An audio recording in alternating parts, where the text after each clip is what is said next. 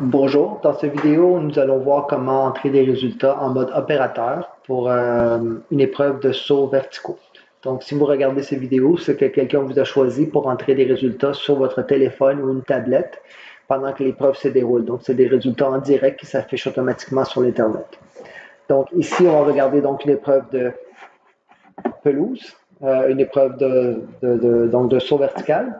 Première chose à s'assurer quand vous faites ça, c'est de s'assurer que les groupes ont été créés. Donc, le statut ici, quand vous allez recevoir le lien, parce que vous allez recevoir un lien, que ce soit par email ou par message texte, une fois que l'organisateur de la compétition va vous avoir créé votre compte opérateur. Donc, vous allez recevoir un lien, vous allez suivre ce lien, vous allez vous retrouver sur cette page. Et sur cette page, vous allez voir les épreuves pour lesquelles vous êtes autorisé à entrer des résultats. Dans ce cas-ci, c'est seulement le son hauteur. S'il y en avait plus, j'aurais une liste beaucoup plus grande. Donc, première chose à vérifier, c'est de m'assurer que le statut ici est bien en attente et qu'il y a un groupe créé. Ici, on voit une épreuve où il n'y a personne d'inscrit, donc automatiquement, il n'y aurait pas de groupe.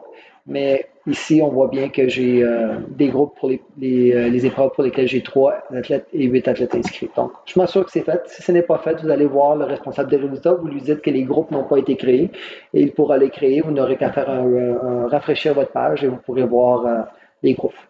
Donc, disons que je vais commencer avec le son hauteur ouvert femme. Donc, je vais cliquer sur son hauteur ouvert femme. Puisque c'est une épreuve de saut verticaux, l'important ici, ça va être de créer une progression. Donc, les athlètes vont passer par des progressions de barres. Donc, ils vont commencer par exemple à 1,50 m, monter par 5 cm et ensuite il va y avoir une autre progression. Si vous cliquez sur le lien instruction, on va vous expliquer rapidement comment rentrer les résultats, quels sont les différents champs que vous pouvez rentrer, les différentes valeurs que vous pouvez rentrer dans les champs. Okay? Donc, mais ici, donc, on va commencer. Donc, aucun hauteur de départ défini. Donc, première chose qu'on va faire, c'est qu'on va définir des hauteurs de départ globales. Donc, je clique sur cliquer ici, et ici, je peux rentrer une progression. Donc, disons que ça commence à 1,50 m et la progression va être par 5 jusqu'à 1,90 m par exemple. Ne vous en faites pas si vous n'avez pas la bonne progression, ça serait possible de la changer par la suite. Donc, ici, j'ai mis 1,50 m jusqu'à 1,86 m et par incrément de 5 cm. Donc, je clique sur créer la séquence et voilà, j'ai une séquence ici de saut qui va de 1,50 m à 1,90 m.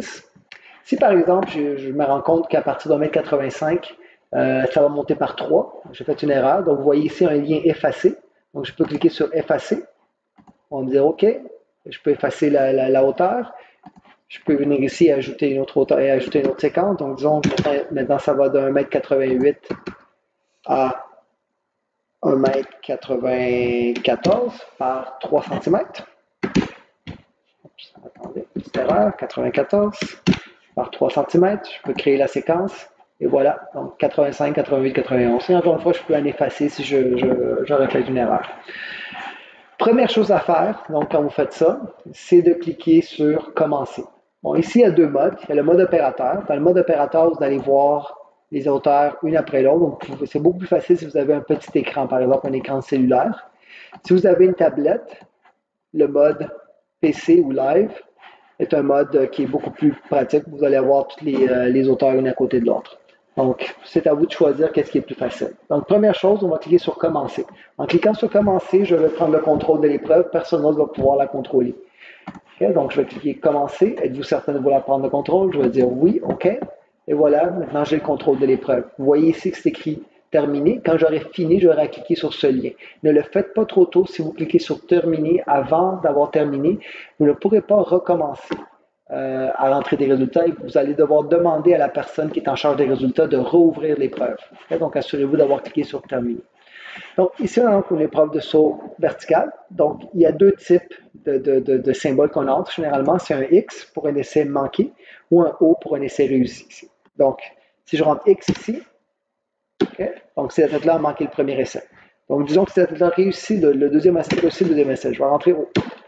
Et ainsi de suite, je vais me déplacer d'une épreuve à l'autre. Donc, pour rentrer des résultats dans une case, je n'ai qu'à cliquer, je n'ai qu'à taper avec, si vous avez un écran tactile, vous n'avez qu'à taper avec votre doigt dans la case qui vous concerne. Si vous avez un laptop, vous utilisez votre souris ou votre touchpad et les flèches aussi, vous pouvez utiliser les flèches pour vous déplacer rapidement entre les cases comme ça. Okay? Donc, c'est tout. Et donc, disons que c'est là aussi réussi. Et donc, on retourne au premier athlète qui a un deuxième essai. Généralement, ils ont 3 essais.